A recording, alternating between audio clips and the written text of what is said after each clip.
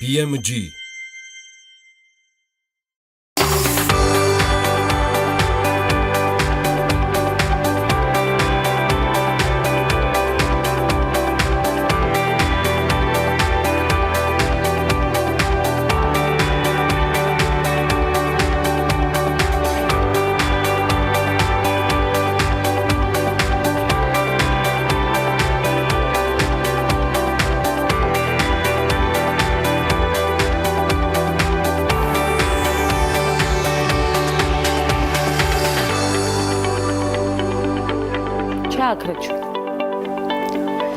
ქუთაისის ნიკო ნიკოლაძის სახელობის სკოლა ლიცეუმის მე-7 კლასის მოსწავლიანი ანაკიძე გარნეგი ჰოლში მიიწვიეს 12 წლის გოგოს ამბავი რამდენიმე წუთში.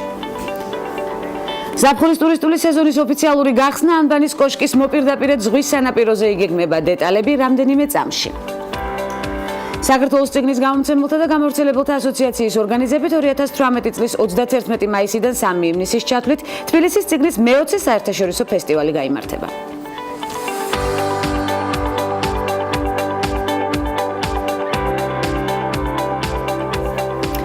მორიგი ნარატივი და ხუთშაბათის აქტუალური საკითხები 24 მაისის აქტიურ სამუშაო დღეს ნარატივს საქართველოში განვითარებული მოვლენებით გავხსნით ცხადია. ნახოთ დღევანდელი გადაცემის სტუმრების ჩამონათვალი და დავიწყოთ ამბის თხრობა დილამშვიდობის. ხუთშაბათის ნარატივში მორიგი საინტერესო თემებით სტუმრების ბლოგში ვმასპინძლობთ სტარტაპი ფაფუს თანადამფუძნებელს ელენე ბერიძეს და მედია ტლაშიძეს. ასევე სურსათის უვნებლობის ექსპერტი ეკა ბურგაძე გსტუმრობს. ეს ქალების ნარატივია გვანცა ლაღიძესთან ერთად. ქუთაისის ნიკო ნიკოლაძის სახელობის სკოლა ლიცეუმის მე-7 კლასის მოსწავლიანი ანაკიძე კარნეგი ჰოლში მიიწვიეს 12 წლის გოგო მელიტონ ბალანჩივაძის ცენტრალური სამუსიკო სასწავლებლის მოსწავლე და ნიკო ნიკოლაძის სკოლის მუსიკალური ბენდის წევრია. ინფორმაციას ქუთაისი პოსტი ავრცელებს და რა თქმა უნდა უმალავი თვისეთ. პატარა მოსწავლემ მხოლოდ წელს 3 საერთაშორისო და 1 ეროვნულ კონკურსში მიიღო მონაწილეობა. ანი წელს გამართულ საერთაშორისო კონკურს American Prodigy-ის მეორე პრემიის ლაურეატი გახდა და ივნისის ბოლოს კარნეგი ჰოლში გალა კონცერტზეც მიიწვიეს. კონცერტზე იგი დიმიტრი კაბალევსკის სავიოლინო კონცერტში ასრულებს და შედეგებსაც აუცილებლად მოვიკითხავთ და გავაჟღერებთ ცხადია ნარატივით. 3 ივნისს აჭარა ზაფხულის ფესტივალს უმასპინძლებს. ზაფხული იწყება აქ ამ სლოგანით ზაფხულის ტურისტული სეზონის ოფიციალური გახსნა ანბანის კოშკის მოპირდაპირედ ზღვის სანაპიროზე იგეგმება. დღის განმავლობაში ფესტივალის სტუმრების განწყობაზე ქართველი და უცხოელი დიჯეები იზრუნებენ. საღამოს პროგრამა კი გაიხსნება საკარნავალი შოუთი, ხოლო სანაპიროზე იფუნქციონირებს ღია კაფე-ბარები, სადაც სასმელების ნაყინის, ხილის და კერძების შეკვეთა სპეციალურ ფასად იქნება შესაძლებელი. ფესტივალის განმავლობაში იგეგმება 20-მდე სხვადასხვა აქტივობა, მათ შორის ფრანების შოუ, პლაჟის ფრენბურთი, დღის ფერადი ფოიერვერკი, სხვადასხვა გასართობი თამაშები ბავშვებისთვის და ცეცხლოვანი შოუ. სტუმრებს სპორტულ გასართობ ღონისძიებებში მონაწილეობა უფასოდ შეეძლებათ. ფესტივალი გრანდიოზული ფოიერვერკით დასრულდება. ამასობაში საქართველოს წიგნის გამომცემელთა და გამავრცელებელთა ასოციაციის ორგანიზებით 2018 წლის 31 მაისიდან 3 ივნისის ჩათვლით თბილისის წიგნის მე-20 საერთაშორისო ფესტივალი გაიმართება. საიუბილეო თარიღთან დაკავშირებით წელს ფესტივალი ექსპო ჯორჯიას 2 პავილიონს მოიცავს. მე-6 პავილიონი უმასპინძლებს პატარა მკითხველებს, რომლებსაც საშუალება ექნებათ ერთ სივრცეში დაათვალიერონ და შეიძინონ საბავშვო წიგნები, ასევე დაესწრონ მათთვის განკუთვნილ ღონისძიებებს და ეწვიონ მათ გასართობად საგანგებოდ მოწყობილ კუთხეს, რაც მთავარია. მე-11 პავილიონში კი წიგნის მოყვარულთათვის სრულად იქნება წარმოდგენილი საგამომცემლო სექტორი და სხვადასხვა ორგანიზაცია. თბილისის წიგნის საერთაშორისო ფესტივალი 2018-ის ფოკუს ქვეყანა გერმანიაა ვიცით. ფესტივალის ისტორიაში პირველად მონაწილეობს ფრანკფურტის წიგნის ბაზრობა, რომელიც ჩვენს ქვეყანას დიდი დელეგაციით ესტუმრება. არაერთგზის გაგვიხილავს სწორედ ეს ინფორმაცია ქალების ნარატივით. თბილისის მე-10 საერთაშორისო თეატრალური ფესტივალისთვის დაგეგმილი შესყიდვები გამარტივებული წესით მოხდება. საერთაშორისო ხელოვნების საფესტივალო ცენტრმა საზოგადოებრივი ღონისძიების შეზღუდულ ვადებში ჩატარების მოტივით უკვე მიმართა შესყიდვების სააგენტოს, რათა გამარტივებული შესყიდვების უფლება მიიღოს. სულ პროექტის ფარგლებში 863,000 ლარის დახარჯვაა გათვალისწინებული, რაშიც შედის სასტუმროს მომსახურება, ავიაგადაფრენა, ტვირთვის ტრანსპორტირება, ასევე მასპინძელი თეატრების დარბაზების დაქირავება და ტექნიკური მომსახურება. ასევე დეკორაციის დამზადების სამუშაოები. ცხადია, ორგანიზატორების განცხადებით, ღონისძიების სპეციფიკურობიდან გამომდინარე შესყიდვების სატენდერო პროცედურებით გაკეთება შეუძლებელია, რადგან პროცესი საფესტივალო სპექტაკლებისა და თეატრების შერჩევას მოიცავს. ფესტივალის ფარგლებში გასამართი ყველა წარმოდგენა და ღონისძიება მიმდინარე წლის ოქტომბრამდე უნდა შედგეს და ვიქნებით აბსოლუტურად ჩართული ცხადია ამ არაჩვეულებრივ ფესტივალში. ტაილანდური ტექნოლოგიით დამზადებული ნაყინის გაყიდვა ივნისიდან დაიწყება. Ice and Rules დამფუძნებლის გიორგი რაზმაძის განცხადებით ამ დროისთვის მოლაპარაკება რამდენიმე სავაჭრო ცენტრთან მიმდინარეობს და შეთანხმების მიღწევის შემდეგ ქართული არომატებით და ტაილანდური მეთოდით მომზადებული ნაყინი ერთდროულად ორ ლოკაციაზე გაიყიდება. სანამ მოლაპარაკებებს დავასრულებთ, აისენროლცის ნაყინი 26 მაისს დამოუკიდებლობის დღესთან დაკავშირებით რუსთაველის გამზირზე მოწყობილ მარკეტზე ვიქნებით წარმოდგენილი ეს ერთი დღით და შემდეგ უკვე ივნისის დასაწყისიდან ალბათ უკვე გავიხსნებით ამბობს BMG-სთან გიორგი რაზმაძე აისენროლცის დამფუძნებელი. მისივე თქმით, იმის გათვალისწინებით, რომ ბაზარზე შარშან პირველად გამოჩნდნენ, ცუდი შედეგები არ ჰქონდათ, თუმცა პირველ ეტაპზე ახალ პროდუქტს უმეტესობა სკეპტიკურად უყურებდა. და მორიგი საამაყო სიახლე სტუმრების ბლოგში რამდენიმე წამში დაგველოდით.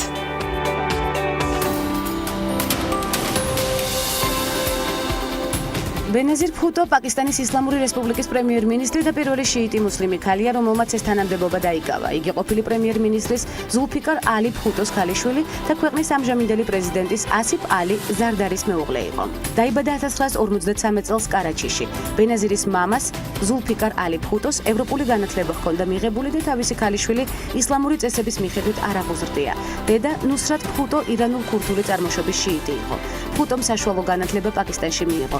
1969-1973 წლებში სწავლობდა ჰარვარდის უნივერსიტეტის კოლეჯში და მიიღო ბაკალავრის დიპლომი სახელმწიფო მართვაში. 1973-1977 წლებში ბენაზირი სწავლობდა პოლიტოლოგიას, ფილოსოფიასა და ეკონომიკას ოქსფორდის უნივერსიტეტის ლედი მარგარეტ ჰოლის კოლეჯში. სწავლის დასრულების შემდეგ ისმენდა ერთწლიან კურსს საერთაშორისო სამართალსა და დიპლომატიაში. სწავლის პერიოდში გამოირჩეოდა ორატორული მონაცემებით. იგი აირჩიეს პრესტიჟული სადისკუსიო კლუბის ოქსფორდის კავშირის ჯერ კომიტეტის მუდმივ წევრად, ხოლო შემდეგ პრეზიდენტად. 1977 წელს ბენაზირ ბჰუტო დაბრუნდა პაკისტანში. ამ დროს მამამისი ქვეყნის პრემიერ-მინისტრი გახდათ, რომელმაც ბენაზირი თავის თანაშემწედ დანიშნა. სამხედრო გადატრიალების შემდეგ ბენაზირ ბჰუტო 7 ჯერ დააპატიმრეს და არაერთხელ იმყოფებოდა შინაპატიმრობაში. 1988-90 წლებში ბენაზირ ბჰუტომ პირველად დაიკავა პრემიერ-მინისტრის თანამდებობა. 1993 წლის არჩევნებში ბენაზირ ბჰუტომ მეორე ვადით გაიმარჯვა კორუფციასა და სიღარიბესთან ბრძოლის ლოზუნგით. 2007 წლის 27 დეკემბერს ქალაქ რავალპინდში მიტინგზე ბენაზირ ბჰუტო გახდა ტერორისტული აქტის მსხვერპლი. ბჰუტომ სასიკვდილო ჭრილობა მიიღო. არაბული პრესის თანახმად ბენაზირ ბჰუტოს მკვლელობა იყო ორმაგი, ერთი მხრივ დიდი პოლიტიკური მოღვაწის და მეორე მხრივ პაკისტანის დემოკრატიული განვითარების მკვლელობა.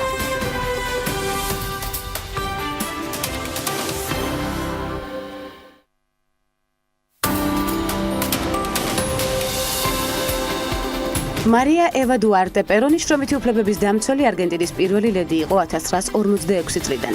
პრეზიდენტ ხუან დომინგო პერონის მეორე ცოლს ხშირად როგორც ევა პერონს ან მოფერებით ევიტად მოიხსენიებდნენ, რაც ითარგმნება როგორც პატარა ევა. დაიბადა 1919 წელს არგენტინის პამპასის რეგიონის სოფელ ლოს ტოლდოსში. 5 შვილიან ოჯახში ევიტა მეოთხე შვილი იყო. 1934 წელს, როდესაც ის 15 წლის იყო, ჩავიდა არგენტინის დედაქალაქ ბუენოს-აირესში, სადაც მოღვაწეობდა თეატრში და კინოში. 1944 წლის 22 იანვარს საქველმოქმედო ღონისძიების დროს, რომელიც მიწისძვრის მსხვერპლთა დასახმარებლად იმართებოდა, ევა შეხვდა პოლკოვნიკ ხუან პერონს. მომდევნო წელს კი ისინი დაქორწინდნენ კიდეც. 1946 წელს ხუან პერონი არგენტინის პრეზიდენტად აირჩიეს. შემდეგი 6 წლის განმავლობაში ევა პერონი გახდა ძალიან პოპულარული თავისი პროპერონისტული განწყობით და ასევე მშრომელთა უფლებების დაცვით. ის ასევე გახდა შრომისა და ჯანმრთელობის მინისტრი და მართავდა ევა პერონის სახელობის საქველმოქმედო ფონდს. იბრძოდა არგენტინაში ქალების ხმის უფლებებისთვის. ასევე დააფუძნა და მართავდა ქვეყანაში პირველ ქალთა პარტიას, ქალპერონისტთა პარტიას. 1951 წელს ევა პერონი არგენტინის ვიცე-პრეზიდენტობის კანდიდატი გახდა. ამ საქმეში მას პერონისტული პოლიტიკის მომხრე ღარიბი მოსახლეობა ეხმარებოდა, მაგრამ სამხედრო და ელიტის წარმომადგენლებმა იგი აიძულეს მოეხსნა თავისი კანდიდატურა. ევა პერონს 33 წლის ასაკში ოფიციალურად არგენტინის კონგრესის მიერ ერის სულიერი ლიდერის სტატუსი მიენიჭა.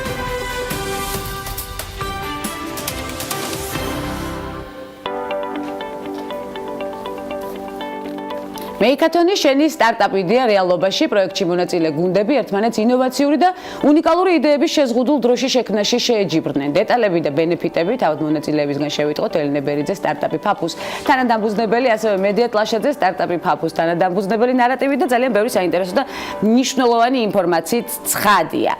ელინე, ილიას უნივერსიტეტის სტუდენტებით და ლექტორებით მუდამ აღფრთოვანებული ვარ ნამდვილად, ეს ასეა და არც ახლა ვარ გულგრილი ცხადია ილიას უნივერსიტეტად დამთავრებულები ხართ და ძალიან ბევრი საინტერესოც გაკეთებიათ დარწმუნებული ვარ, შარშან დაამთავრეთ, როგორც ვიცი.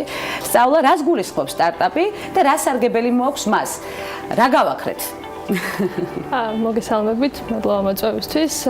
ფაფუს საშუალებით, ფაფუ არის დივაისი, რომელიც ყენდება ნაგვისუნაზე, განსაზღვრავს სამ დონეს და შემდეგ სიგნალის საშუალებით ატყობინებს კონკრეტულ ობიექტს, სად არის ნაგავის სავსე და ოპტიმალურ მარშრუტს უხადავს, თუ სად უნდა მივიდეს ნაგავმზიდი და სად არის სავსე ეს ნაგავი.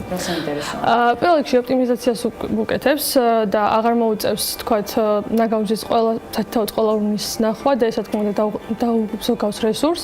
ასევე შეექმნება საცობები ქუჩებზე დღის განმავლობაში. შეექმნება, რადგან როგორც მოგეხსენებათ, ამ ნაგავმზიდები მიდიან, ამოწმებენ უბრალოდ ნაგავი არის სავსე და შემდგომ ისევ აგზავნენ გზას და ეს თბილისის ვიწრო უბნებში საკმაოდ ქმნის საცობს ქმნის.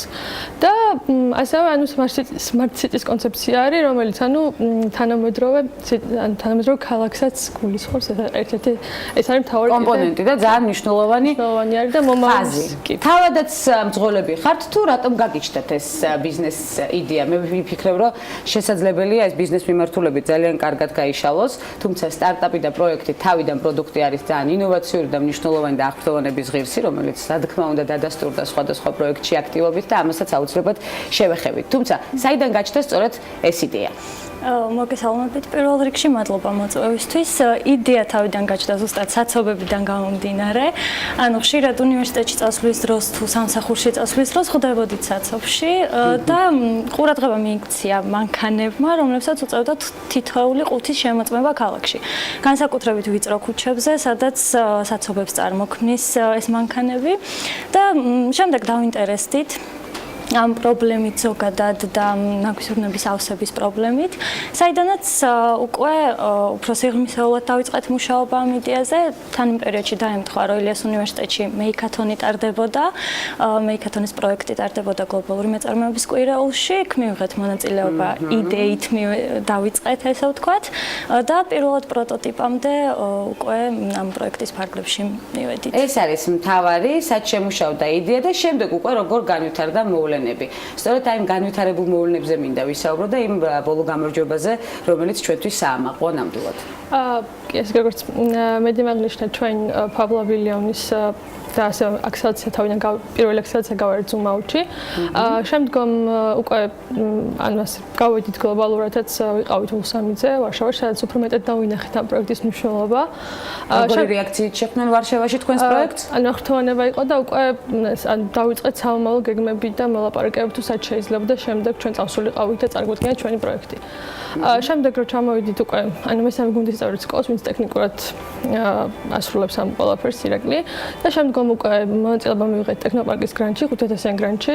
ეს გრანტი ავიღეთ და ჩვენ უკვე დავამზადეთ 10 პროტოტიპი, რომელიც უკვე ფაქტურად დასრულებული ვარიანტი არის და ჩაეშვება მოხმარებაში მალე. კი, სურვილი გვაქვს ჩვენ უკვე და მოლაპარაკებების ეტაპზე ვართ, რომ ჩვენს ქალაქშიც დავაყენოთ რომელიმე კონკრეტულ უბანს და ყველამ ერთად ვნახოთ ეს საჩელი ვარიანტი. მედია, თქვენთვის რას უკავშირდება ფაფუს საომავლო გეგმები? ნამდვილად კრეატიული სახელწოდება, ამაზეც მინდა ვისაუბროთ, როგორ შეიქმნა სახელწოდება ფაფუ. კი, სახელწოდებას რაც შეეხება ეს ფაბლებში შეიქმნა, როცა თავიდან მუშაობდით პროტოტიპზე, დემო დღისთვის ვემზადებოდით, 24 საათიან რეჟიმში მუშაობდით, ესე ვთქვათ, და სახელის მოსაფიქრებელი გვქონდა, რა თქმა უნდა, რომ დემო დღეზე სტუმრების და ინვესტორების წინაშე წარგვედგინა უკვე სრულყოფილად პროექტი და ეს ყველაფერი ერთ კვირაში ხდებოდა. ასე სწრაფად განვითარდა მოვლენები. კი, 24 საათიან რეჟიმში მუშაობდით ფაბლებში და აქ გაჩნდა დასახელების იდეაც, რაღაცა დაუკავშირეთ თვითონ იდეას, რომ აი ნარჩენების გაქრობას ურნაში და აქედან გაჩნდა იდეა, რომ დაგვერქმია ფაფუ სტარტაპისთვის. შემდეგ უკვე საერთაშორისო კონკურსებზე რომ გავქონდა, ყველა გვეკითხებოდა, რას ნიშნავს ფაფუ. სხვადასხვა ენაზე სხვადასხვა მნიშვნელობა აქვს. წარმოთქვამდნენ და სხვადასხვანაირად ხო მნიშვნელობასაც აძლევდნენ, მაგრამ ადვილად დასამახსოვრებელია და სწორედ ამიტომ ვხსნიდით რეალურად რატომ დავარქვით. მოკლედ მაინც ვცდილობდით, რომ აგვეხსნა რატომ დავარქვით ეს სახელი. მსოფლიო მასშტაბით კონტაქტებიც გაღრმავებულია, საომალო სტრატეგიას დაგეგმილია. რას ფიქრობთ, მედია, როგორ განვითარდება ფაფუს უკვე საომალო გეგმები, თუნდაც საზღვრებს გარეთ, ინტერესიდან გამომდინარე? პირველ რიგში გვინდა, რომ ჩვენს ქვეყანაშიც განმოვითაროთ და დავნერგოთ, რატომაც არა. და უკვე საზღვარგარეთაც სხვადასხვა აქსელერატორებთან გვაქვს მოლაპარაკება, ბოლო გამარჯვება რაღაც ამას უკავშირდება და საზღვრებს გარეთაც, იმიტომ რომ ფიქრობთ, რომ ეს გლობალური პრობლემაა და არა მხოლოდ ჩვენთვის, არამედ სხვა ქვეყნებისთვისაც ანალოგიურად მოაგვარებს ნარჩენების მართვის პრობლემას. სასარგებლოა თანაც და ძალიან მნიშვნელოვანია, სწორედ სასარგებლო სიახლის შემუშავება და შემდეგ დანერგვა. აი მედია აღნიშნა ბოლო გამარჯვება. მე მინდა ელინე აღნიშნოთ ისიც, რამდენად მნიშვნელოვანია თქვენთვის მსგავსი ტიპის გამარჯვებები და ინსპირაციის წყარო და მოტივაციაც გეძლევათ თუ არა უკვე სამომავლო გეგმებისთვის. მანამდე გამარჯვება ქონდა ერთ აქსელატორებ ბუტკემპი, სადაც 10 წელში მივხვდით ლონდონში მივდიოდით და სამწუხაროდ ვიზა და გვიან ჩამოგვივიდა და ვეღარ მოხერხდა რომ წავსულიყავით ლონდონში და ლონდონში მივდიოდით 3 თვით, სადაც ვქმნით ჩვენ კომპანიას.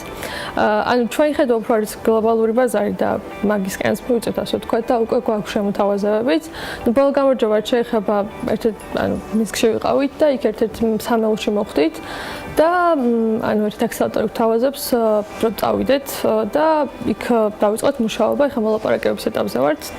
თუმცა რამდენად შევთანხმდებით ჯერ არ ვიცი. მოლაპარაკებები არის რა თქმა უნდა ცოცხალი, ძალიან ბევრი მიმართულებით და არის ალბათ დამატებითი ინსპირაცია რომ შექმნათ კიდევ ახალი ერთობლივი პროდუქტი. მიდის თუ არა ახალ იდეაზე მუშაობა პარალელურად? პარალელურად მიდის. ანონსის საშუალება რა თქმა უნდა პირდაპირ ქალების ნარატივის ეთერში. ახალ იდეაზეც მიდის მუშაობა, რაზეც ისევ იგივე შემოდგომით, იგივე გუნდით მუშაობთ და ისევ ნარჩენების მართვას ეხება, ძირითადად სორტირებას, რაზეც ალბათ ახლო მომავალში უკვე ყოფილად შევთავაზებთ. რომელსაც ანალოგი ჯერჯერობით არ აქვს. თქვენი პროფესიული მიმართულებები და არჩევანი, როგორ გააგრძელებთ პროფესიულ გზას? ჩვენ არჩევით უკვე ჩვენ დღეს დასაქმებულ ვართ სტარტაპ საქართველოში მუშაობთ, რომელიც არის დამწყები ბიზნესების ხელშეწყობის პროგრამა არის, რომელიც ანუ ფაფუ მოგცა შესაძლებლობა რომ გავაგრძელებინა აქ და ან ესეთ ერთმანეთს აიწყო ყველაფერი და დღეს ჯაჭვურად და დღეს ჩვენც ვიღებთ წვლის სხვა სტარტაპების განვითარებაში, რაც ჩვენთვის საინტერესოა და ანუ საკმაოდ წარმატებულ პროფესიული გზაა. კი, წარმატებულ კომპანიაში მუშაობთ დღეს. წარმატებულ კომპანიაში მუშაობთ და ალბათ საზღვრებს გარეთაც გააგრძელებთ და შემდეგ იმ ცოდნას ჩამოვიტანთ და რეალიზებას მოახდენთ. კი, რა თქმა უნდა. კლავ საქართველოში თქვენი პროფესიული არჩევანიც ეს არის? ჩემი პროფესიული არჩევანიც ეს არის, მეც ასევე სტარტაპ საქართველოში მუშაობ და რაც ფაფუს გამოცდილება ძალიან დაგვეხმარა სტარტაპ საქართველოშიც და სტარტაპ საქართველოს გამოცდილებაც კიდე სამომავლო კარიერაში დაგვეხმარება ძალიან, იმიტომ რომ ამ ეტაპზე და იქედან მოყოლებული რაც ფაფუ დავიწყეთ, ამ სფეროში ვხედავთ ჩვენ თავს და ამ მიმართულებით ვცდილობთ განვითარებას, რა თქმა უნდა, საზღვრებს გარეთაც და ვაქრობთ მხოლოდ არასასრულს, ვნერგავთ სასარგებლოს და მნიშვნელოვანს. ეს არის სლოგანი თქვენი. ძალიან დიდი მადლობა ამ კრეატივისთვის, რომელიც გაქვთ, იმ სამომავლო გეგმებისთვის, რომელიც დასახული გაქვთ და იმ შედეგისთვის, რომელიც ჩვენთვის საამაყოა. უღრმესი მადლობა მობრძანებისთვის. ჩვენი ნარატივი არაერთგზის გაგრძელდება, თუ კომფორტულად იგრძენით თავი ჩემთან გადაცემაში. აუცილებლად სხვა სიახლეებსაც, რა თქმა უნდა და შედეგებსაც მივაქცევთ ყურადღებას და აქცენტებს გავამახვილებთ იმისთვის, რომ იყოს ეს ყველაფერი სამაგალითო და კიდევ უფრო მეტი წარმატება გქონდეს საქართველოში. ელინე ბერიძე, სტარტაპი ფაფუს თანადამფუძნებელი, მედია ტლაშაძე, ასევე სტარტაპი ფაფუს თანადამფუძნებელი, კრეატიული გოგონები, არაჩვეულებრივი იდეებით, რომელთაც კვლავ ველოდებით მორიგი აქტიური ნაბიჯებით ჩვენს გადაცემაში. მცირე სარეკლამო ბლოკის შემდეგ უკვე უცხოეთში განვითარებული მოვლენებით ვრუნდებით და მორიგ საინტერესო სტუმართან ერთად დაგვეულით.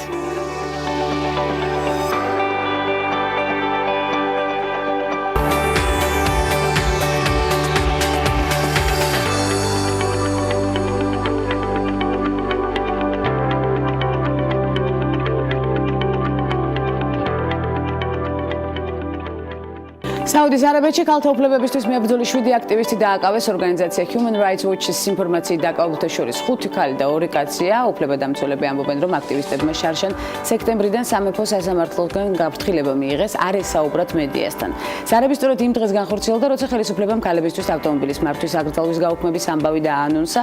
ერთადერთი დანაშაული, რაც დაკავებულმა აქტივისტებმა ჩაიდინეს, საჭესთან ჯდომის სურვილია. კანონის ძალაში შესვლამდე საუდის არაბეთის მეფეს სურს ყველა მოქალაქე მიცოდეს, რომ ისინი მისი ქვეშევრდომნი არიან, თავისუფლების გამო მას მადლობას უნდა სწირავდნენ და არანაირ უფლებებს არ უნდა ითხოვდნენ, აცხადებენ Human Rights Watch-ის წარმომადგენლები. ქალისთვის ავტომობილის მართვის აკრძალვა ქვეყანაში მრავალი ათწლეულის მანძილზე მოქმედებდა, ვიცით, იგი ამ წლის 24 ივნისიდან გაუქმდება. ამის შესახებ გადაწყვეტილება შარშან სექტემბერში მეფე სალმანმა მიიღო. სავარაუდოდ მისი ამ გადაწყვეტილების მიღებაზე მემკვიდრე პრინცმა მოჰამედ ბინ სალმანმა იქონია გავლენა, რომელიც კონსერვატიულ სამეფოში პროგრესული რეფორმების ინიციატორია და ეს საკითხიც უკვე არაერთგზის დღეს განვიხილეთ ქალების ნარატივის არეალში. ამერიკელი R&B მომღერალი, სიმღერების ავტორი და მუსიკალური პროდიუსერი რობერტ სილვესტერ კელი, ცნობილი როგორც R. კელი, სექსუალურ ძალადობაში დაადანაშაულეს. ამის შესახებ CNN-ი წერს 20 წლის ქალის ფეერ როჯერსის მტკიცებით 51 წლის კაცი გასულ წელს ტექსასში გაიცნო, მომღერალმა მას სასმელში ალკოჰოლი შეურია, შემდეგ კი მასზე სექსუალურად იზალა და რაც გადაიღო კიდეც. აღსანიშნავია, რომ ბოლო თვეებში რამდენიმე ადამიანმა მუსიკოს ბრალი დასდო შევიწროებაში, ხოლო სოციალურ ქსელებში მოძრაობა Mouth R. Kelly დაიწყო. ციფრული ტექნოლოგიის მეშვეობით ამასობაში მკვლევარებმა ანა ფრანკის დღიურის ორი ახალი ფურცელი გაშიფრეს. ფურცლები აქამდე წებოვანი ყავისფერი ქაღალდით იყო დაფარული, გაშიფრულ ნაწერებში ებრაელი გოგონა ბავშვური ენით ხსნის რა არის სექსუალობა. ნაწერებში სექსუალური ხასიათის 4 უხამსი ხუმრობაა, როგორც მათ თავად უწოდებს. 13 წლის ანამ ახლახანს გაშიფრული ორი ფურცელი 1952 წლის 28 სექტემბერს დაწერა, მაშინ როცა თავისა და კიდევ ერთ ებრაულ ოჯახთან ერთად ამსტერდამის ერთ-ერთი სახლის სარდაფში ნაცისტებს ემალებოდა. ანამ ეს ფურცლები ყავისფერი ქაღალდით გადაფარა. აღმოჩენილი ნაწერები უფრო მეტად გვაახლოებს ანა ფრანკთან, როგორც მოზარდ გოგონასთან და როგორც მწერალთან, თქვა ანა ფრანკის სახლ-მუზეუმის აღმასრულებელმა დირექტორმა რონალდ ლეოპოლდმა სამშაბათს ჟურნალისტებთან საუბრისას. ექსპერტების შეფასებით გაშიფრული ფურცლები გვაჩვენებს თუ როგორი წერის კულტურა ჰქონდა ანას.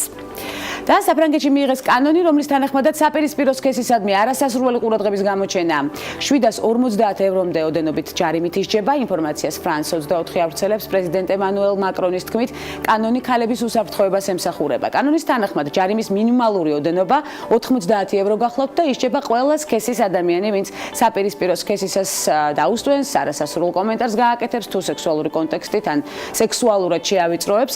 კრიტიკოსები აცხადებენ, რომ ეს კანონი ეგრეთ წოდებულ ფრანგულ რომანტიზმს დაასრულებს. ეს ზომები კუდიანებზე ნადირობას გავს, თუმცა ამ შემთხვევაში კუდიანები კაცები არიან, განაცხადა ულტრამემარჯვენე პოლიტიკოსმა ემანუელ მენარმა. თუმცა გენდერული თანასწორობის მინისტრი მარლენ შიაპა აცხადებს, რომ კანონი ადამიანებს ფლირტის შესაძლებლობებს არ ართმევს და ფრანგი საყვარლის სახეს არ შლის. ის ქალებს აძლევს საშუალებას მშვიდად დასთანხმდნენ ან უარი თქვან თაყვანისცემაზე. ბრიტანული ორგანიზაციის Royal Society for Public Health-ის კვლევამ დაადგინა, რომ ფსიქიკური აშლილობა ახალგაზრდებში სოციალური მედიის ხშირად მოხმარებასთან არის დაკავშირებული. კვლევის მიხედვით ბრიტანეთში Facebook-ი, Instagram-ი, Snapchat-ი და Twitter-ი 14-დან 24 წლის ადამიანების ფსიქიკას საგრძნობლად აზიანებს. მომხმარებლების განცხადებით სოციალურმა ქსელებმა მათ მეტი თავის გამოხატვის საშუალება მისცა, მაგრამ ამასთან ამ პლატფორმებმა მათში შფოთვა, დეპრესია, ძილის დარღვევა და დაუცველობის შეგრძნება გამოიწვია. ასევე ამბობენ, რომ დაიწყეს საკუთარი თავის მეტად კრიტიკა სხეულის ფორმების გამო.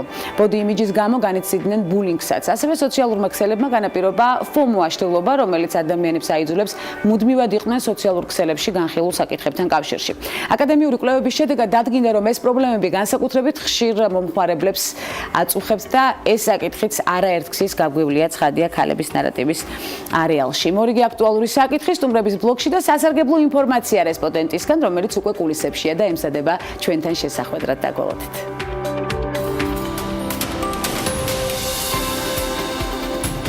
Tina Brown, ჟურნალისტი, ჟურნალის რედაქტორი და ток-შოუ The Diana Chronicks-ის ავტორია. ბრაუნი 1953 წელს დაიბადა ბრიტანეთში. 2005 წელს კი ამერიკაში გადავიდა საცხოვრებლად. 17 წლის ასაკში ჩააბარა ოქსფორდის უნივერსიტეტში და ინგლისური ლიტერატურის ფაკულტეტის ბაკალავრის ხარისხის დიპლომი აიღო. აქტიურად იყო ჩართული უნივერსიტეტის ჟურნალის საქმიანობაში. სტუდენტობის ასაკში ასევე თამაშობდა უნივერსიტეტის თეატრალურ დასშიც. 25 წლის ასაკში გახდა ჟურნალ Tetler's 1992 წლებში კი ჟურნალ Vanity Fair-ისა და The New Yorker-ის რედაქტორი. 2000 წელს ბრაუნმა ბრიტანეთის იმპერიის მეთაურის ორდენი მიიღო საზღვარგარეთ ჟურნალისტად მსახურებისთვის, ხოლო 2007 წელს ჟურნალისტთა დიდების ხეივანში შევიდა.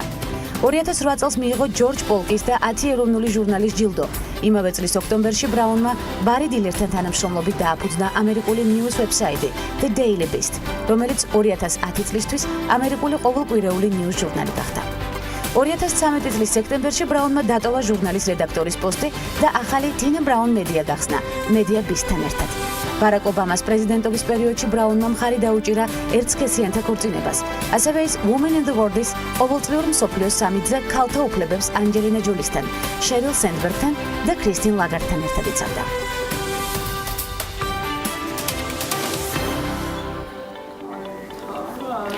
მომხმარებელთა ჯანმრთელობის, სიცოცხლისა და ეკონომიკური ინტერესების დაცვა, მოხმარებისთვის განკუთვნილ სურსათთან მიმართებაში, შიდა ბაზრის ეფექტიანი ფუნქციონირებისა და მისი მრავალფეროვნების გათვალისწინებით. სურსათის უნებლობის და ასევე მართვა საქართველოს ევროკავშირის მოთხოვნებით ცხადია.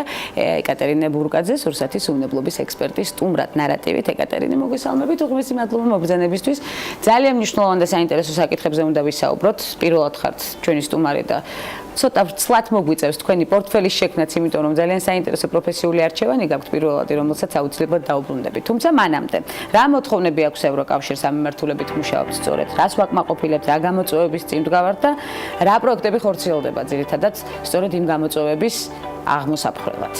მოგესალმებით და დიდი მადლობა მოწვევისთვის. ძალიან მიხარია აქ რომ ვარ და შემიძლია საკუთარი ცოდნა გამოცდილება და რაღაც აქტუალური თემები, რომლებიც დღეს ძალიან ნაყოფიერი გამოცდილება თანაც გვაწუხებს რომ გაუზიარო ჩვენ მსმენელს, იმიტომ რომ ვთვლი რომ ქალები ძალიან ბევრ საქმეს ვაკეთებთ ამ ქვეყანაში და ეს წარმატებული მაგალითების გაზიარება სტიმულს აძლევს ბევრი დარგის განვითარებას. სურსათის უნებლობა ურთულესი თემაა, ძალიან ბევრი ყველანი ჩართულები, ყველანი მომხმარებლები ვართ, ანუ არ არის მარტო მეწარმე ან სახელმწიფო რომელიც აკონტროლებს. ყველანი თითოეული ჩვენთაგანი მივირთმევთ. ჩვენ შესაბამისად გვინდა რომ დავჩეთ ჯანმრთელები და ცოცხლები, ხო? ამ მიმართულებით ეს საკითხი ამ თავისი აქტუალობიდან გამომდინარე ზუსტად ერთ-ერთი უმნიშვნელოვანესი ნაწილია ევროკავშირთან დაახლოების გზაზე. ანუ ღრმა და ყოვლისმომცველი თავისუფალი საოჯო სივრცის შესახებ შეთანხმების ერთ-ერთი თავი, მეოთხე თავი მთლიანად ეძღვნება სანიტარისა და ფიტოსანიტარის წესებს, ანუ ცხოველების, მცენარეების და სურსათის უნებლობის დაცვას, კონტროლს.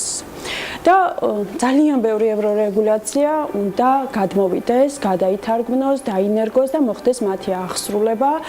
პირველ ორ ნაწილში შედარებით კარგად გვაქვს საქმე, გეგმა გვაქვს, რომელსაც ქვეყანა მიყვება, აღსრულებაში ცოტა გვიჭერს. ამაშია საქმე, ეს არის მთავარი გამოწვევა. აღსრულებამდე მივდივარ, იმიტომ რომ Star Consulting-ი, საკონსულტაციო კომპანია, რომელიც თავად დააფუძნეთ, რამდენი ხანია რაც დაფუძნებულია და ის სწორედ რამდენად მოდიან კონსულტაციისთვის ბიზნეს წარმომადგენლები, რამდენად სჭირდებათ ეს კონსულტაცია და აღსრულებამდე როგორ უნდა მივიდეთ, რა კამპანიებია გასატარებელი ამ მიმართულებით. სამწუხაროდ ბიზნესი ეძებს კონსულტაციას, საერთოდ გვახასიათებს დენში რომ შევარდებ და ბოლოს რო აუშვებს დანადგარი, მე ვიწყებ ხოლმე ხადია უკვე მოქმედებას. ხო, დოკუმენტში ჩახედვას, რომ თურმე 110 ვოლტი ჭირდება და 220 მაგრამ დაახლოებით ესეა ბიზნესიც დღეს. რომ დაჯარიმდება, ან რაღაც რომ აღარ გამოუვა კლიენტს, ვეღარ მიაწოდებს, პროდუქტი არ გამოუვა შესაბამისი, მე იწყებს კონსულტაციის ძებნას. მე ძალიან ხშირად, როცა პირველი ზარია ხოლმე ვეკითხები, შენობა უკვე აშენებულია თუ იწყებთ.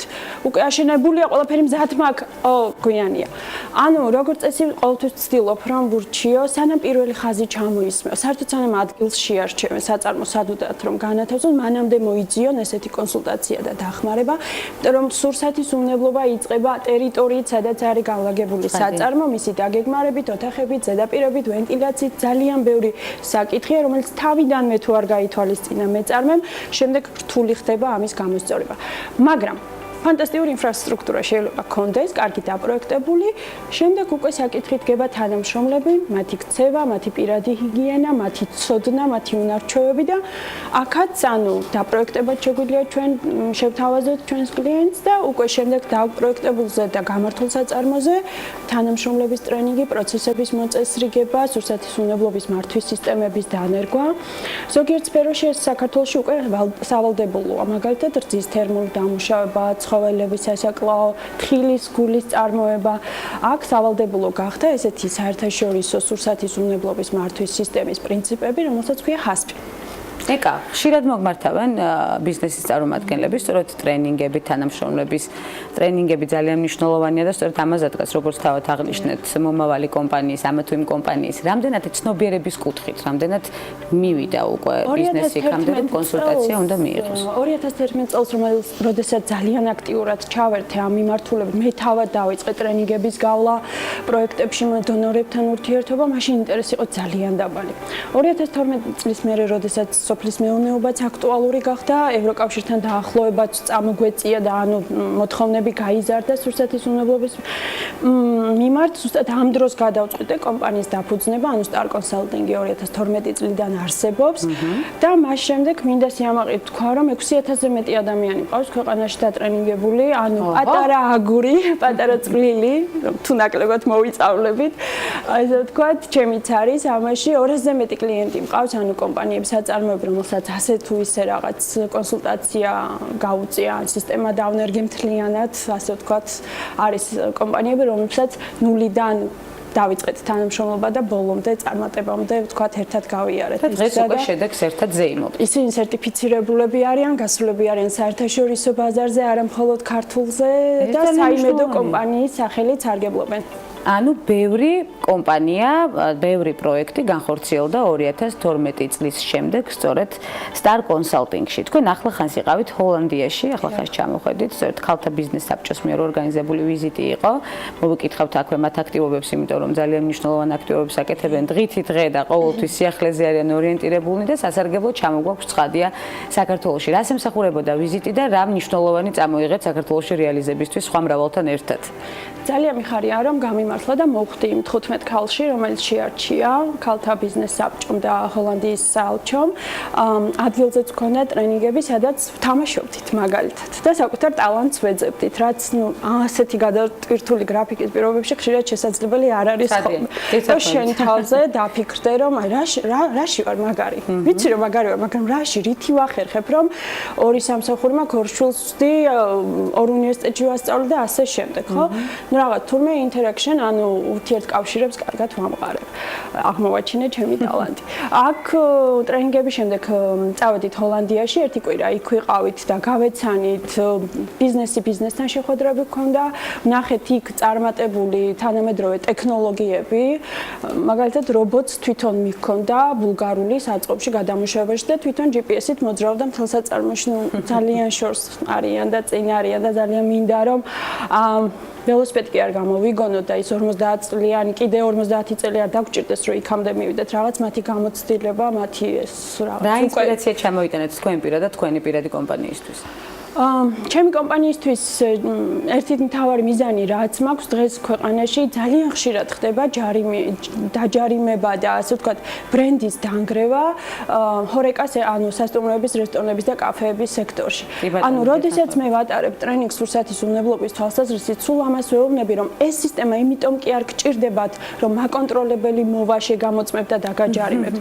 პირველ რიგში თქვენ უნდა იყოთ მშვიდად, რომ დაცულია თქვენი მომხმარებელი და დღეს სოციალური ქსელების პირობებში ერთი ფოტო საკმარისია, რომ წლები 20-30 წლის ნაშენები ბრენდი დაინგრეს ერთი ფოტოთი სოციალურ ქსელში და ეს ძალიან მნიშვნელოვანია და ზუსტად ამ ტრენინგის ფარგლებში სერიოზულად ვემზადები, რომ კარგი სატრენინგო მასალა და პაკეტი მთელი მომსახურებების მოვამზადო ამ სექტორისთვის, იმიტომ რომ მნიშვნელოვანესი, ანუ თუ რაღაც პროდუქტი სახში მიტანისას კიდევ მაქვს შანსი გადავარჩიო, გავრეცხო, მოვხარშო და შემდეგ მივირთვა ან აღარ მივირთვა თუ ეჭვი გამიჩნდა, რესტორანში ჩვენ ვერ ხედავთ როგორ გვიმზადებენ, როგორ მოაქვთ კერძი და იქ თუ რაღაც მოხდა, ის აუცილებლად აისახება ჩვენს ჯანმრთელობაზე, შეიძლება სიცოცხლეზეც კი. ამიტომ მნიშვნელოვანია ამ სექტორმა თავისი ეს როლი გააცნობიეროს და მაქსიმალურად ხართ ჩართული სწორედ ამ მიმართულებით, ძალიან ბევრი მნიშვნელოვანი და აქტიური ნაბიჯი გადაგიდგამთ პროფესიულ სვლის პერიოდში და ძალიან ბევრ პროექტს ველოდებით, ცხადია,